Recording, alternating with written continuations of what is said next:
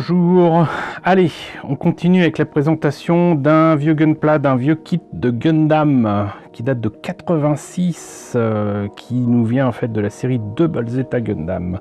Il s'agit d'un mobile suit de Néo-Zéon transformable qui est au 144 ici et qui est le AMX008 Gazoom. Voilà, alors vous voyez, moi je trouve franchement que non seulement cette très belle illustration, encore une fois, signée de Masayuki Hasegawa est absolument superbe, mais que ce mecha design a franchement littéralement de la gueule. Si la version transformable ne ressemble pas à grand chose, la version transformée ne ressemble pas à grand chose, bah le mecha lui-même, je trouve franchement que il sort des sentiers battus et qu'il est beau.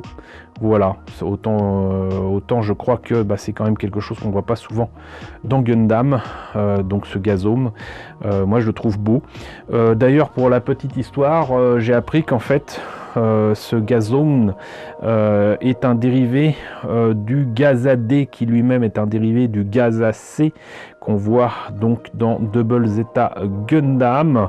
Ça m'a étonné de l'apprendre parce que du coup bah, ça explique son nom entre guillemets, mais il n'y a plus grand chose à voir avec le Gazadé qui lui-même déjà était assez spécial, était très spécial. Donc qu'est-ce que ça donne au niveau de la boîte? On voit qu'il était proposé à 600 yens, hein, ça nous fait moins de 5 euros. Là, on a donc des images des autres mechas qui étaient proposés, le SA, le Double Zeta Gundam, le Hama Hama. Alors je sais plus comment il s'appelle. Là, c'est le Rigdom, quoi. Voilà, donc ça nous donne ça une fois monté et peint. Alors c'est vrai que c'est quand même pas très proche de l'illustration pour lui donner un air beaucoup plus dynamique et sympathique. Va falloir changer un peu les articulations, mais les pièces sont là. Les pièces sont là. Voilà.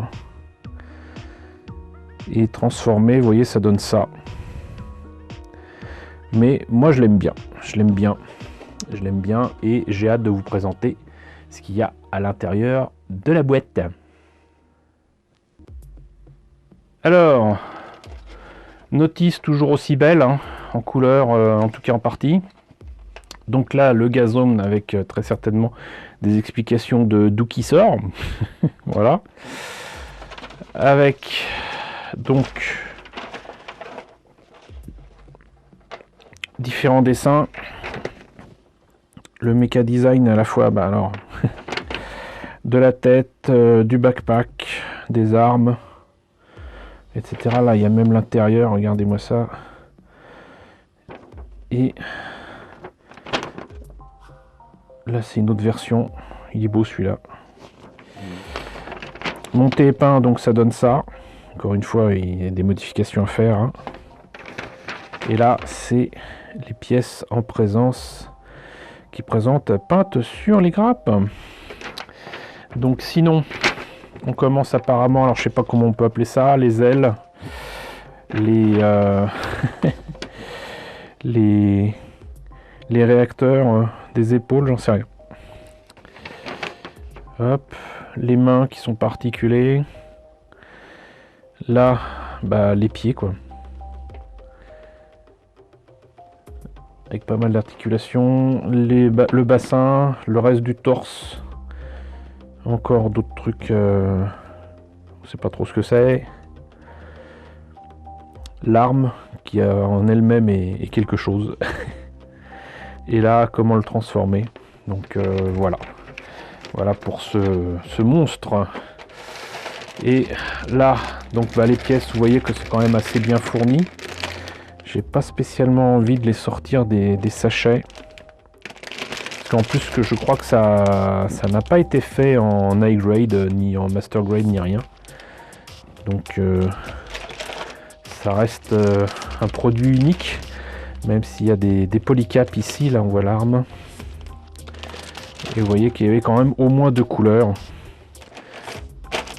Deux gris, un gris bleu, un gris un peu plus foncé. Donc voilà pour ce kit vintage du Gazoom. avec un design aussi improbable que l'est sa prononciation.